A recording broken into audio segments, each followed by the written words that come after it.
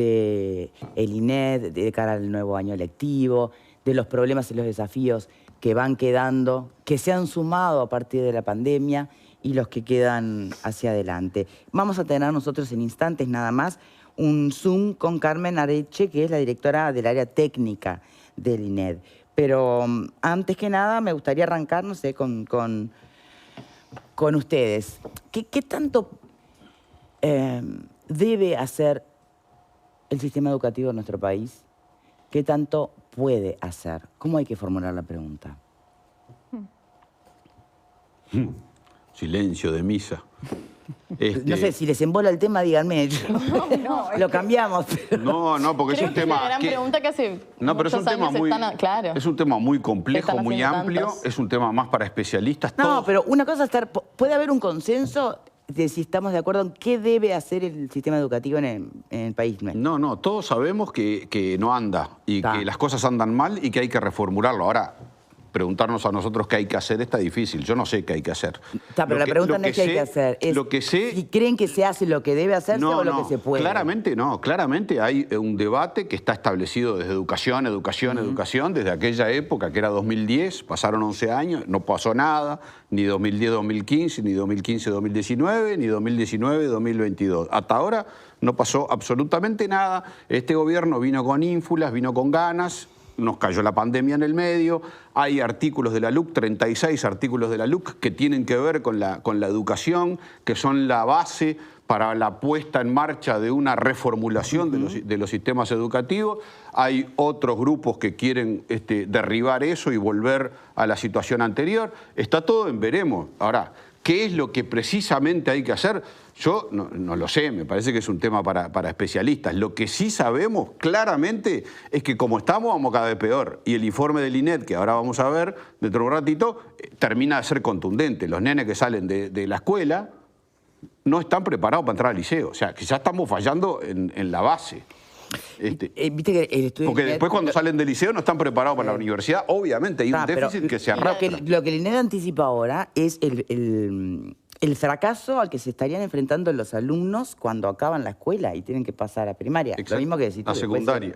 Exactamente. Y otro elemento también para tener en cuenta, que ahora estaba buscando los números pero no lo encontraba, quizás lo podemos consultar ahora en el Zoom. Una cosa son la dificultad que van a tener los niños para pasar de primaria a secundaria, pero también no tenemos que olvidarnos de la cantidad de niños que quedan por el camino. Claro. ¿Y quiénes son esos niños que quedan por el camino en el ciclo educativo? Que yo creo que no es un detalle menor. Cuando hablamos de los desafíos de la educación, ni que hablar que tiene que ver con la currícula, de qué queremos, bueno, cuáles son estos criterios de aprendizaje que se quiere fijar, qué se entiende que queremos para un niño de primero de escuela, segundo de escuela, cuando termina el primaria, ¿qué cualidades, qué características entendemos que tiene que tener? ¿El partido se juega en matemáticas y lenguas o es otra cosa? Exacto, yo creo que ahí tenés un eje fundamental. Bueno, vamos a preguntárselo. De por dónde. Y por otro lado, que para mí es hasta más que central, te diría, la cantidad de niños y adolescentes que se nos quedan por el camino en el sistema educativo, porque esto se traduce en oportunidades que estos niños pierden, en futuro que estos niños pierden, en independencia que estos niños pierden, en libertad que estos niños pierden. Entonces, ¿qué hacemos con el sistema educativo? Sí, ¿qué hacemos con esta cantidad de niños que además generalmente coincide con que son los niños que están viviendo en los lugares más carenciados, que tiene que ser, para mí, primordial poner el foco en ellos y ver cómo hacer para que no se nos quede ni uno solo por el camino? Eso me parece igual de importante. Vamos a hablar con Carmen Areche, entonces, directora del área técnica del INED. ¿Cómo le va? Muchísimas gracias por su tiempo. ¿Qué tal? Buenas tardes, muchas gracias por la invitación. Bueno, recién comentábamos como para arrancar, si hay consenso, al menos consenso en cuanto a lo que debe significar y hacer el sistema educativo. Y si el Uruguay puede plantearse ese desafío o debe plantearse lo que puede hacer. Bien, consenso creo que no está claro, ¿no? Lo que, como ustedes venían conversando, pero sí Uruguay, sin duda, desde hace mucho tiempo se empezó a hablar de la importancia de trabajar en las definiciones curriculares. Sí. En nuestro país, la importancia, o sea, en todo país, el currículum marca justamente oportunidades. El currículum es una herramienta que le brinda oportunidades a los estudiantes. Allí está establecido, o debería estar establecido, qué es lo que deben aprender y, digamos así, la complejidad con la que deben aprender los temas en los distintos niveles o grados educativos, ¿sí? Y cómo eso va evolucionando de un nivel a otro, ¿no? ¿Cuál se espera que sea el logro esperado entre los distintos niveles? Pero Esto se al ir vincula con lo cambiando que el estuvimos mundo, conversando. perdón que le interrumpa, ha cambiado tanto el mundo, ¿no? En estos últimos años y en estos últimos par de años también, ¿no? Sí. Hasta la convivencia en el sistema con la digitalidad, la virtualidad y demás. Justamente, ¿qué es lo que el chiquilín tiene que aprender? Además del cómo. ¿Cambió? Exacto. ¿El partido se sigue jugando en matemáticas y lenguas? Bien, el partido se juega en muchas más cosas que matemáticas y lenguas, sin duda, ¿no? Ahí ahora tenemos mucho más conciencia de la importancia de la convivencia, como decías tú, de las habilidades socioemocionales, de que estos aspectos se trabajen en los centros educativos, ¿no? Además de otras competencias que son necesarias en el mundo actual en el que vivimos, ¿no? Desarrollar el pensamiento crítico, bueno, por mencionar algo muy, muy claro. Entonces, más allá de la discusión sobre qué es lo que, si es, por ejemplo, pensamiento crítico o matemática, ¿no? Por poner algo que obviamente son las dos cosas, pero más allá de esa discusión sobre el qué, es también, y es muy importante, el cómo se le ofrece la información a los docentes, a quienes van a llevar adelante ese proceso de enseñanza-aprendizaje, sobre el qué, hasta dónde con ese qué en cada grado, y distintas estrategias que serían el cómo para lograr ese hasta dónde en los distintos contextos, ¿sí? Esto es algo que en nuestro país carecemos, es lo que se ha dicho muchas veces, que el currículum en nuestro país tiende a ser, o sea, es contenidista, presenta los temas, pero no presenta qué es lo que tienen que ser capaces de hacer los alumnos con ese tema. Pero entonces, ¿es un tema de formación docente? Y también, o sea, no porque los docentes hoy no estén formados, o sea, sin entrar De en si adecuación de la están formación, formados. quiero decir, ¿no? Lo que importa es que, sin duda, este cambio, o sea, en este momento la ANEP está trabajando, ¿verdad?, en un cambio curricular. Por eso también estos documentos que saca el INED no son mera casualidad. Claro. Son también pensando en contribuir a este proceso.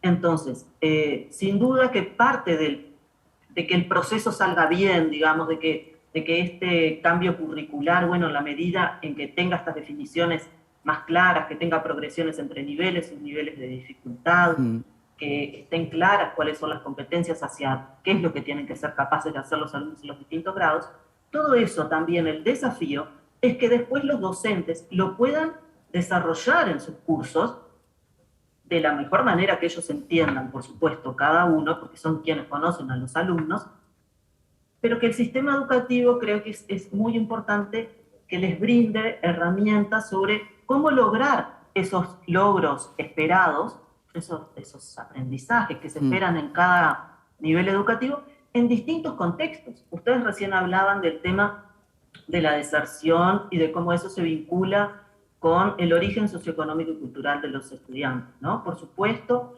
y tenemos una equidad importante que atraviesa muchos indicadores, los logros educativos, ni hablar. Entonces, es importante que el docente tenga claro cuál es el logro esperado, independientemente del contexto, ¿no? Porque ese logro tiene que ser el mismo para todos, pero a su vez el docente tiene que tener formación, tiene que sentirse capaz, tiene que poder llevar adelante estrategias que van a ser diversas para lograr ese nivel, ya se le ha dicho de distintas maneras, suficiencia, estándar, mínimo, no importa la discusión sobre el nombre. A ver si lo interpreto, Carmen. De alguna manera es lograr ayornar la formación de un docente para que sea capaz de, sobre la marcha, poder equiparar diferencias o ritmos de aprendizaje. Puede ser que un alumno, sobre la marcha, no esté logrando llegar a lo esperado o previsto para el curso. ¿Es eso? Sí. Es relativamente eso, o sea, se aproxima a eso en el sentido de que hoy por hoy un docente en su clase tiene niños o jóvenes con distintos ritmos Por de supuesto, aprendizaje sí, sí. y el docente tiene que poder lidiar con eso. Sin duda, eso es difícil. Pero también Yo me está el niño refería que no va a pasar a de algo- año y no va a pasar de año, porque no terminó y no pudo. ¿Qué va a hacer? Yo me refería a algo, si se quiere, un poquito más, como una mirada un poquito más separada de la clase más de arriba del sistema, que es que nosotros podemos tener, imaginemos, una clase en un contexto muy favorable, Sí. ¿sí? Y otra en uno muy desfavorable. Sí. En las dos hay heterogeneidades, ¿sí? Por supuesto. En las dos hay heterogeneidad. Sí. Pero ¿qué sucede? En las dos, el logro mínimo al cual el docente espera llevar a sus alumnos tiene que ser el mismo. Y claro. Por estar en un contexto más alto, no se espera que uno sepa más que por estar en un contexto más bajo. No, porque además van a enfrentarse los dos en una universidad mañana. Exacto, el sistema educativo Sí, tiene que garantizar las mismas oportunidades de aprender a todos los alumnos.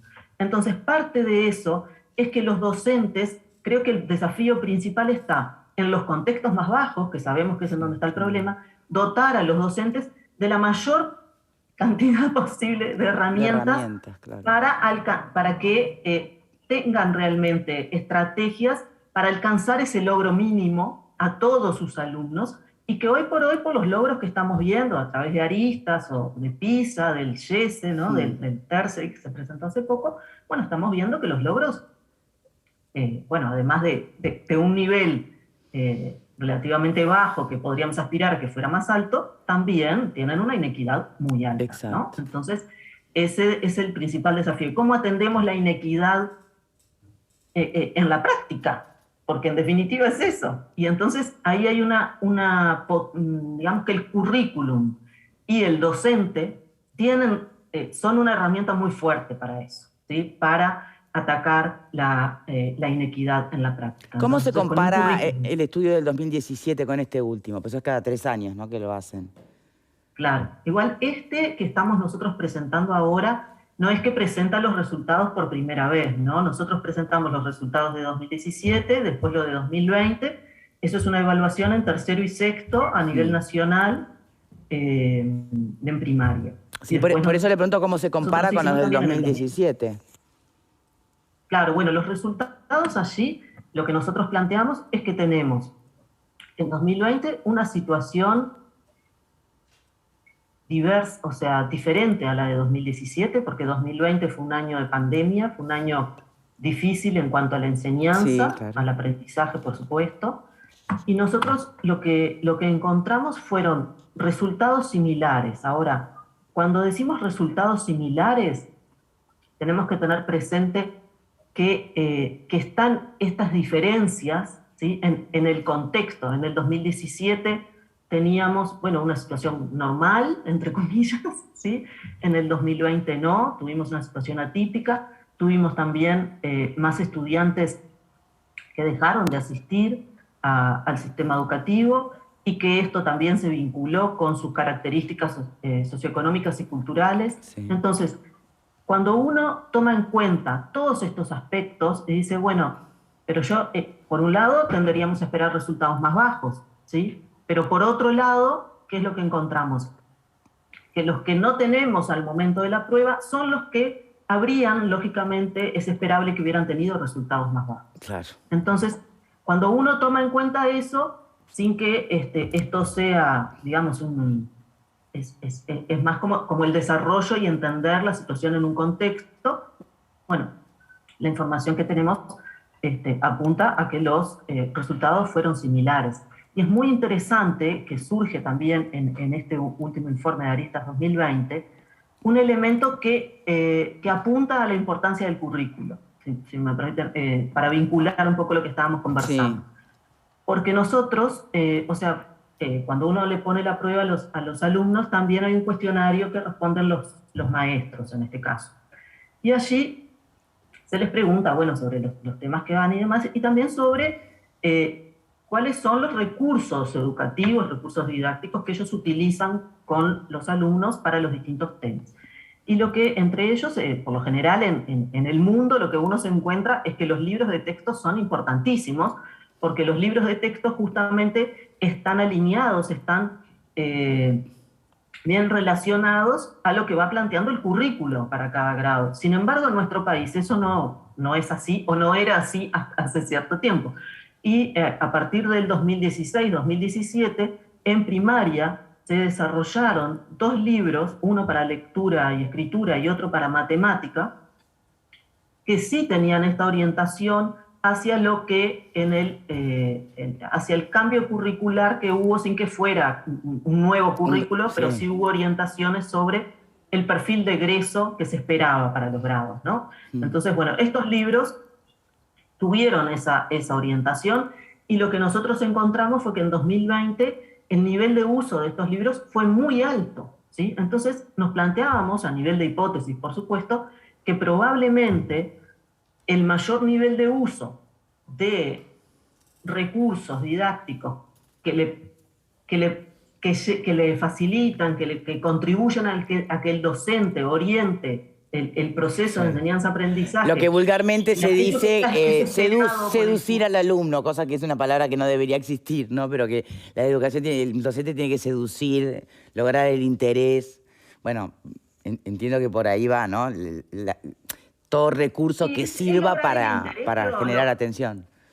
Pero es lograr el interés, claro, en aquello que a su vez es relevante que aprenda. ¿Se entiende? Sí. Ese es claro. Porque no es lo mismo generar el interés porque uno les pone una actividad interesante de buscar algo sí, ¿no? Claro. En internet, digamos, por decir algo que tal vez les interese, ver un video y después hacer unas cosas. Cuando ese video con ciertas preguntas está formulado de manera tal que va orientado a desarrollar un proceso de aprendizaje específico, donde está claro para qué se pone eso, qué es lo que va a generar. O el desarrollar el pensamiento crítico a partir de ahí. ¿Perdón? O apuntar al desarrollo del pensamiento crítico, por ejemplo. Exactamente. Entonces, allí hay en estos libros, los docentes encuentran recursos como más justamente orientados a fortalecer ese proceso de llegar a ciertos logros más claramente especificados en cada grado. Entonces, ahí vemos cómo hay un recurso justamente de tipo curricular, porque bueno, nosotros cuando hablamos de currículum nos imaginamos un papel, ¿no?, que dice un montón de cosas. Sin embargo, el currículo va más allá de eso. Y en este caso, bueno, vemos que en nuestro país puede haber tenido, insisto, es una hipótesis, pueden haber tenido un rol relevante estos libros en un año, en el 2020, y a su vez que vinieron operando, por lo que veíamos también, su nivel de uso fue aumentando desde 2016 hasta 2020. Entonces tenemos alumnos que ya vienen trabajando, por ejemplo, los que estaban en sexto, ya venían trabajando desde varios años antes de la evaluación con estos recursos, y bueno, eso puede haber también fomentado o contribuido a que se diera un mejor proceso de aprendizaje, ¿no? más Bien. Que nos permitiera encontrar los logros que encontramos en 2020, que en principio resultaban bastante contraintuitivos, ¿no? Sí, contraintuitivos, exacto. Bien. Una pregunta más, Carmen, porque se habla bastante también de la dificultad, de los problemas que tiene el alumno de primaria al pasar a secundaria, ese cambio de un maestro a varios docentes, ¿no? Pero, digo, toda la vida nos pasó lo mismo a todos. Y nunca, no sé, nunca estuvo en el centro del análisis, del diagnóstico del sistema educativo ese problema, porque ahora sí. O estuvo y no nos enteramos, no sé. Yo creo que si nosotros miramos la educación en una mirada de largo plazo, pasamos de un proceso donde eran unos pocos que estaban escolarizados y con, digamos, ciertos contextos y situaciones favorables que contribuían a un proceso satisfactorio de tránsito educativo, digámoslo así, no de aprendizaje, porque tampoco no teníamos medidas sobre qué aprendían o qué no aprendían, ¿sí? Y en el último tiempo, bueno, empezamos a tener más información, ¿sí? Desde los 90, digamos, Uruguay empieza a tener más información sobre los logros de sus alumnos. En distintos PISA se hace por primera vez, si no me equivoco, en el 2000, 2003. Las primeras evaluaciones nacionales en sexto de primaria son del año 96. Y bueno, y ahí uno empieza también a decir, bueno, pero ¿cómo era esto antes? ¿Era distinto? Bueno, y nosotros hemos visto también en este tiempo que no es, nosotros, o sea, es reciente el encontrar un porcentaje importante de que todos los alumnos que se espera que estén en el sistema educativo lo estén, ¿sí? Eso sigue teniendo debes al día de hoy, pero en estos últimos, no sé, 10, 15 años, hemos visto cómo eso ha ido creciendo, Sí. ¿sí? Entonces, el proceso también por el cual se van incorporando jóvenes que estaban fuera del sistema educativo, que por supuesto tienen características que les va a resultar más difícil ese tránsito. Entonces, todo este cúmulo de desafíos, información hace que uno intente buscar distintas estrategias, distintos factores explicativos, ¿no? Y ahí es que se empieza, por ejemplo, uno de ellos es ese, ¿no? Bueno, uno pasa, me acuerdo que se hablaba como, ¿no? Hay allí un puente, un salto que es demasiado grande en algunos casos, ¿no? Sí. Cuando no están todos los apoyos. Entonces, bueno, yo creo que es esta mayor cantidad de información la que nos permite buscar distintas explicaciones, ¿no? Y lo cierto es que ninguna es la única, ¿no? Por supuesto, esto es muy complejo, hay interdependencia entre muchos aspectos, pero eso a veces, esta interdependencia nos lleva un poco a la, digamos, a quedarnos quietos, ¿no? A no saber cómo avanzar. Y acá sí me gustaría como enfatizar la importancia de lo primero que hablamos, del currículo como una herramienta que realmente puede mover, porque el currículum es la herramienta en el sentido que sea justamente un recurso para la enseñanza, un recurso para el aprendizaje, ¿no? Y con estas características que decíamos antes, donde esté claro qué es lo que tiene que saber hacer un estudiante al terminar cada uno de los ciclos para las distintas competencias que se establezcan para que sean las que ellos aprendan en el transcurso de su escolarización. Entonces, me parece que es un poco eso. Bien. ¿No? Carmen, y me quedó algo... Con algunos críticos. Me quedó dando vuelta algo en la cabeza, porque hacía referencia a que empieza a haber información en los últimos años, ¿no? En los últimos 10, 15. Al final de cuentas, cuando nos jactamos del sistema educativo maravilloso que supo tener el Uruguay, ¿lo supimos tener o no había información? No porque o era para pocos, exacto, entonces nos parecía que era brutal, pero no miraba o no contemplaba la cantidad de chiquilines que estaban por fuera del sistema. Digo porque a veces cuando hablamos, nos enfocamos en el medio vaso vacío, es la crisis de la educación. Bueno, ¿cuándo fue tan genial nuestro sistema educativo? Sí, claro. Sí.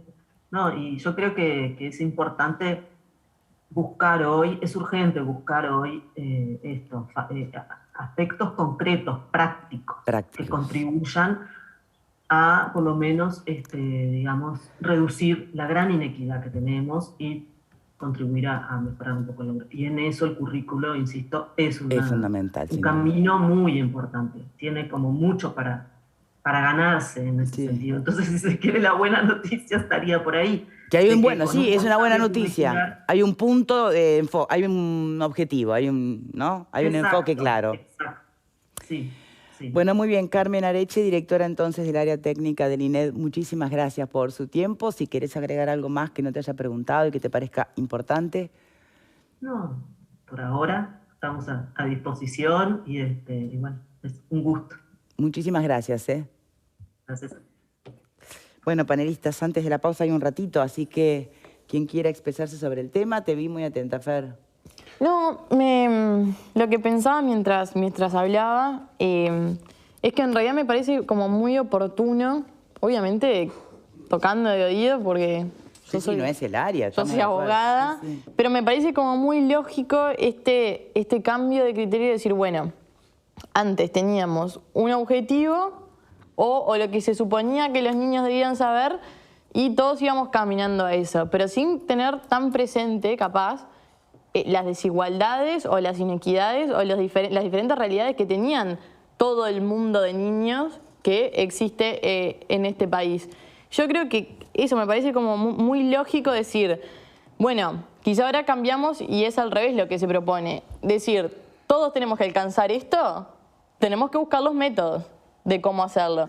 Que no es el pase social para que no queden No. rezagados y no se pronuncie No, la ni que brecha. hablar, pero lo que me es parece herramientas nuevas para lograr Lo que me parece es el cambio de lógica. Antes era como, bueno, todos tienen que saber esto y partíamos de esa base sin tener en cuenta un montón de realidades que son totalmente diferentes. Entonces, viéndolo de afuera y sin las herramientas del sistema educativo, a priori me parece como muy lógico decir, prefiero definir claramente los objetivos y en base a eso formar a los docentes con las herramientas para alcanzar esas metas que eso tiene que ser el nivel igualador que tenemos que tener presente a la hora de qué queremos o qué esperamos que sepan nuestros niños, que todos lleguen al mismo objetivo, pero sabemos que no todos parten de la misma base. Y cómo en el camino el Estado, mediante la educación, va supliendo esas desigualdades O debería, al menos, que existen, suplir. ese es el rol, entiendo yo, del Estado, suplir las desigualdades existentes desde el vamos para alcanzar en este caso la igualdad de oportunidades en cuanto al acceso a conocimiento, a la formación educativa. Y después me preguntaba, pero quedará para otra oportunidad, bueno, ¿cómo hacemos? Porque ella hacía referencia a la importancia de los docentes para subsanar justamente estas inequidades. Bueno, ¿cómo hacemos? Creo que en eso también se ha hablado muchas veces acá de la elección de horas, los lugares en donde a los que se designan a los docentes. Creo que ahí también hay otro gran desafío de cómo lo hacemos más equitativo y poniendo siempre el ojo y poniendo, creo que, la mayor preocupación en lo más inmediato, ¿no? Lo que menos tienen, que no significa que lo otro no es importante, significa que es más inmediato. Fernando.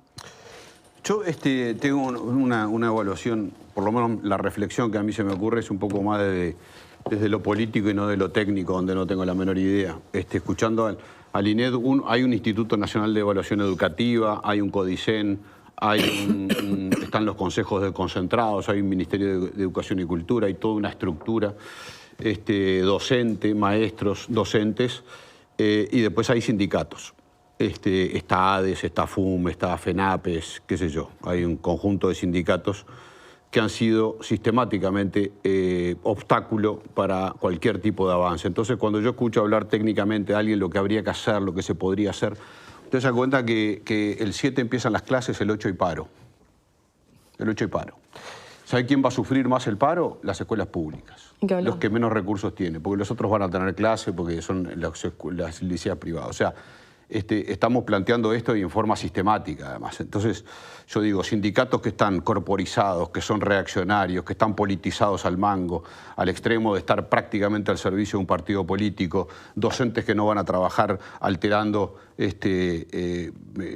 documentos para justificar sus faltas, bajo investigación, algunos que tienen que renunciar, realmente, y no lo digo yo, y esto no es una cuestión de blancos, colorados, frente aplistas, esto lo dijo el propio presidente de la República, el expresidente de la República, José Mujica, hay que hacer mierda a los sindicatos de la educación, así textualmente lo cito, más allá de que la palabra sea muy dura, porque ha sido un problema siempre. Fue un problema para Rama, fue un gran problema para Rama, y hoy es un gran problema para este gobierno y para Robert Silva. Rama hizo la última gran reforma, después reivindicada con los años, y hoy Robert Silva pretende, yo no sé si hará una buena reforma o no, pero por lo menos pretende cambiar algo con 35, 36 artículos que están en la LUC, y allí están los sindicatos, estos, reaccionarios en el sentido de que quieren volver todo para atrás, que no quieren cambios, que quieren mantener el statu quo, que quieren mantener el poder que han demostrado la ineficiencia del poder, porque a esta situación llegamos con el poder de los sindicatos. Lo que hace la ley de urgente consideración no es restarle preponderancia a la voz de los docentes. Lo que hace es restarle preponderancia en algunos órganos de decisión, no en todos. La decisión debe estar en el poder político. Debe estar en el poder político. La decisión para tomar, basada en trabajos técnicos o del INEDO o del CODICENO, de quien corresponda. Pero tiene que ser, no puede estar en manos de los sindicatos. Sindicatos que además han demostrado efectivamente lo que yo digo, porque lo que digo que están corporizados, bueno, son una corporación, por definición son una corporación. ¿Que son reaccionarios? Ninguna duda. Se han opuesto absolutamente a todo lo que signifique cambios sin que ellos lo avalen y lo autoricen. Y que están politizados y al servicio de un partido político. Bueno, la prueba está. Están haciendo oposición hoy. Oposición a 135 artículos de la LUC que no tienen solo que ver con la educación, que tienen que ver con muchas otras cosas. Absolutamente politizados al punto de tener que sancionar docentes que se manifestaron adentro de un liceo violando la laicidad y tantas otras cosas. O sea, independientemente de todas las cuestiones técnicas en las que yo no voy a incurrir, hay una realidad política que es esta, que a mí nadie me la puede desmentir con argumentos sólidos. ¿Vos lo intentarías desmentirle? Sí, es fácil. A ver. Yo me acuerdo que la reforma de Rama fue muy combatida por algunos sectores. Sin embargo, Rama logró crear los CERP, los centros de formación docentes en el interior, que no los querían ni locos porque era todo por el IPA, ¿no? Funcionaba todo por el IPA y él instaló, no sé si 4 o 5, no me acuerdo cuántos fueron, pero se establecieron y después se siguieron, posteriormente a Rama se siguieron estableciendo, que dio la posibilidad de formar docentes en el interior de la República que antes no existía. Estableció el liceo de tiempo completo, que tampoco existían, las escuelas y los liceos de tiempo completo, sobre todo escuelas, que también era combatido, que no sé qué, esto, que lo otro, porque no se puede, ¿no? O sea que tuvo oposición como la que tuvo Rama, pocas veces se vio a un proyecto educativo. Sin embargo... ¿Quién lideraba esa oposición? Y fundamentalmente yo creo que algunos sindicalismos... Los sindicatos. Sí, algunos sindicalismos que no solo se opusieron a Rama en su reforma, sino que después también se opusieron durante los 15 años del gobierno del Frente Amplio, se opusieron permanente y consecuentemente a cualquier tipo de reforma. Acuérdense que se lo que intentó... dijo el propio Mujica, ¿no? No, pero aparte de lo que dijo Mujica, que dice muchas Lo cosas. acabo de decir, que hay que hacer mierda a los sindicatos de la educación. Yo creo, ¿dónde estabas? Me lo sé repetir una mala palabra. Bueno, lo que digo es que no solo se opusieron a cualquier cambio de reforma, no se podía elegir las horas los docentes secundarios por más de un año, porque se paraban de punta la corporación sindical, sobre todo a nivel de secundaria.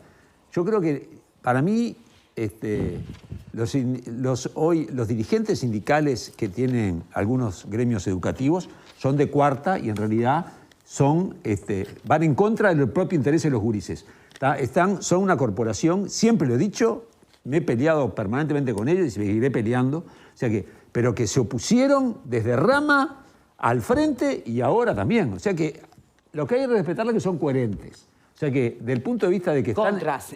Claro, que están indoctrinados por un partido, no sé, porque durante 15 años de gobierno se opusieron y trancaron toda la cuestión del gobierno, es difícil de llevar. Cuando Tabaré intenta con la esencialidad de la educación, se le pararon de punta. Pero o sea tiene un punto Marguerite justo con alinearse en contra de estos artículos de la LUC. Ese punto, ¿cómo lo combate? Pero el punto, pará. Estamos hablando de que ya, primero, le queremos echar la culpa de todo a los sindicatos. Yo creo que son de Colón. responsables en gran medida de muchos de los problemas, sí. Pero vamos a entendernos, no es lo único, ¿eh? Es decir, hay muchos otros problemas que tiene la educación, que no es por culpa de los sindicatos. Hoy tenemos, la cifra es que hay más de 800.000 uruguayos que no terminaron el ciclo básico, o sea, no terminaron tercer año de liceo. 25% de los uruguayos no tienen tercer año de liceo completo. En el mundo que se viene, son analfabetos funcionales. Porque con tercer año de liceo solo no tenés capacidad de adaptarte ni siquiera a las nuevas tecnologías del agro, que para manejar una cosechadora tenés que saber poco menos que programación, porque son unas máquinas, o los mecánicos. La NASA, sí. Sí, claro. Entonces digo... Bueno. Y otra cosa, creo que lo que dijo Fernanda es clave, ¿no? No hay que ver solo en la educación, ni podemos pedir solo a la educación resultados cuando tenés una realidad, entre otras cosas, de 38.000 y fracción gurises de 0 a 6 años que están por debajo de la línea de pobreza. Esos gurises, posibilidades de educación, tienen poquita, ¿eh? Pero... Hemos tenido muchas veces acá la discusión sobre el rol de los sindicatos y demás, y no es mi intención reeditarla. Me parece que acá lo más interesante es lo que nos acaba de decir el INED, que las autoridades de la educación ni siquiera saben qué es lo que se les está pidiendo a los estudiantes que deben cumplir. Y ese no es un problema de los sindicatos. Ese es un problema de las autoridades anteriores y de estas autoridades que ya llevan 2 años de gobierno.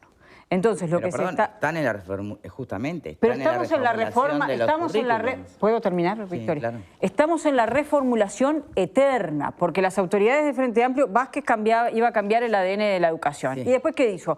Como no supo bien para dónde agarrar, dijo, la culpa es de los sindicatos, porque entonces ni siquiera doy la batalla, y vimos cómo los principales líderes de la reforma educativa eran desplazados. Esa batalla, el gobierno de Tabaré Vázquez eligió no darla. Mujica, bueno, ahí, ¿no? Coqueteando un poco con los sindicatos y por el otro lado criticándolos. Ahora tenemos 2 años de gobierno de la coalición, tenemos una LUC, o sea, ¿cuánto lleva de aplicada la LUC? 19 meses. 19 meses. ¿Sabes cuánto hace que se instaló la Comisión Nacional de Coordinación Educativa? 5 días. Pero 5 días que las autoridades se sentaron. Pero hubo una pandemia en el medio que hizo cambiar el foco de atención. ¿Puedo terminar? Sí, claro. Entonces, hace 5 días que las autoridades se sentaron a decir, che, ¿y entonces qué vamos a hacer con la educación? Porque tenemos que entre todos los actores discutir qué queremos de los chiquilines y después vemos quién llega primero, quién llega después y todo el tema de las brechas. Entonces, los sindicatos tienen responsabilidad en muchísimas cosas, pero las autoridades son las que tienen que sentarse y definir hacia dónde vamos. Si a mí me preguntás hacia dónde vamos, yo veo que cada gobierno que asume es refundacional. Algunos maquillan, tocan acá, vienen allá, y no hemos tenido un debate serio realmente de cosas tan trascendentales como qué queremos que los chiquilines hagan. ¿Queremos prepararlos para el mercado? ¿Queremos prepararlos para el sentido crítico? Esos son debates que depende quién venga, pone un poquito más el énfasis en un lugar, un poquito más el énfasis en el otro. Y después, ¿qué hacemos? Como no pudimos, como no definimos, como no sabemos ni para dónde vamos a agarrar, la culpa es de los sindicatos, que por supuesto tienen responsabilidad en muchísimas medidas. No comparto el paro del 8 de marzo, por ejemplo. Y después ese es otro tema. Es otro pero tema. Hemos tenido sentado aquí al presidente del CODICEN y le hemos preguntado con total franqueza sobre estos asuntos concretos. Bueno, ¿y cuál es el plan de la transformación en la educación? Y recuerdan lo que él dijo con también total honestidad. Todas las ideas y los objetivos están trazados, pero hubo una pandemia en el medio que el desafío pasó a ser otro. Vos decís, se reunieron recién hace 5 días. Sí. Bueno. Pero ¿dónde están los planes? Porque si en realidad todo está tan claro, una cosa es lo urgente y otra cosa es lo importante. Se supone que vos tenés gente que está trabajando para lo urgente y otros que están trabajando para lo importante. Yo creo que lo urgente es que todo el mundo que se desvinculó vuelva. Y este año va a ser un año crucial para pasar raya y saber realmente qué fue lo que pasó, porque hemos tenido 2 años de, bueno, presencialidad, no presencialidad, bastante complicado. Sí, por y eso después lo importante, hace 2 años que tenemos que tener ya ideas claras de hacia dónde queremos llevar la reforma educativa. Yo todavía no conozco los lineamientos de esta reforma educativa. Se dice que se van a comenzar a conocer en marzo. Estamos en marzo. Viste que además los resultados del INED también hay que tomarlos, entre comillas, decía la propia referente, que eran contraintuitivos. ¿Qué quiere decir esto? Que hay hipótesis de por qué no hubo una variación tan grande o no cayó el aprendizaje. Y es porque, bueno, capaz que porque hubo mucha deserción, entonces los que quedaron no tuvieron resultados malos. O sea, ojo con estos resultados, ¿no? El análisis real va a venir un poquito más en los próximos 3 años, supongo yo. No hay duda que la pandemia afectó. De negarlo es como con los que quieren negar el tema Pero vos de venías seguridad. a reformar la educación, Claro. venías a reformar No, pero todo, pará, tenías la idea. pandemia Venías afectó. a reformar la educación, Pero pero la tenías que ver pandemia que los gurises sí ya eran... está llegando al final, ¿eh? Sí, eran... Dale. Está llegando al final la pandemia, ¿está? Entonces ahora vamos a ponerlo en la práctica. Ahora está esperando hasta el 27 de marzo para ponerse en práctica.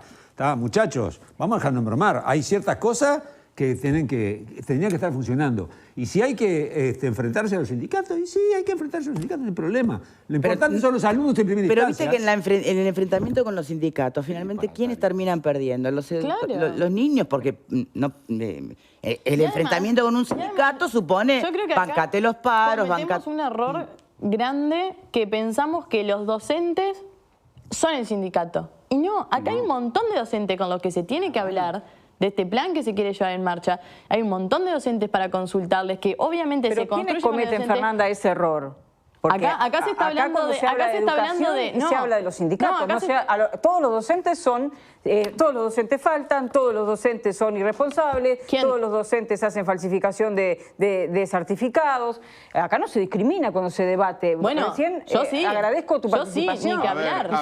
Pará. No, pará porque me siento aludido un poquito. Porque yo cuando hice la exposición dije, hay un cuerpo docente, de docentes y maestros, y hay sindicatos. Los puse en cuerdas separadas. Y hay sindicatos, si querés podemos ir a ver el tape. Se le atribuye Si querés podemos ver el tape. Son cosas de la educación, se le atribuye distintas. a esos sindicalistas todo el fracaso de la educación. No se ven los éxitos del resto de los docentes. A todos los sindicalistas no. Yo quiero decir esto nada más. Ya volvemos contigo. Este gobierno se instaló hace 2 años, ¿no? Hoy está cumpliendo 2 años.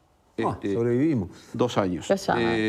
La ley de urgente consideración, que es la ley madre de este gobierno, es con la que pretende estructurar los cambios, tiene 19 meses. 19 meses en los que vivimos bajo pandemia, ¿no? 19 meses bajo pandemia donde se distorsionó todo. Y donde seguramente muchos de los planes, y lo dijo Robert Silva en más de una oportunidad sentado acá, muchas de las cosas tuvieron que relegarse para salir con el bomberito a apagar incendios, a resolver la situación. Nadie podía estar pensando en cambios estructurales cuando tenía que estar resolviendo cosas puntuales. Obviamente se estuvieron resolviendo cosas puntuales en el 20 y en el 21, que no fue menor. Ahora, también es cierto que no toda la culpa la tienen los sindicatos. No toda la culpa la tienen los sindicatos. Ahora estamos resolviendo la pandemia. Y está todo el PIT-CNT y todo el Frente Amplio queriendo demoler las bases estructurales para el cambio que este gobierno se propone en la educación, pretendiendo demoler 36 artículos sobre la educación con el que este gobierno quiere hacer los cambios. Entonces, no es los sindicatos, es los sindicatos y es el Frente Amplio. Y es el señor Alfredo García y es todos los que quieren demoler las bases para construir un cambio a partir de este gobierno. Entonces no se le puede decir a este gobierno, ya termino, no se le puede decir a este gobierno, no hiciste nada cuando lo que estás intentando es demoler lo que el gobierno quiere hacer. Entonces, ¿cómo? Vos no hiciste nada. Pero yo te quiero destruir lo que pensás. La pandemia... Todavía no hiciste nada, ¿no? Porque la ley hace 19 meses que está en vigencia. Y vos dijiste que la educación está cada vez peor. Y hay cosas en la gobernanza que están cambiando y en la estructura que están cambiando. Y una cosa es poder empezar a aplicar los cambios a partir de una normalización de la situación y otra cosa es estar con el bomberito apagando incendios. Pero lo mismo que piden cambio, dinamitan los cambios. Son divinos. Pausa y ya venimos. Pausa y ya venimos.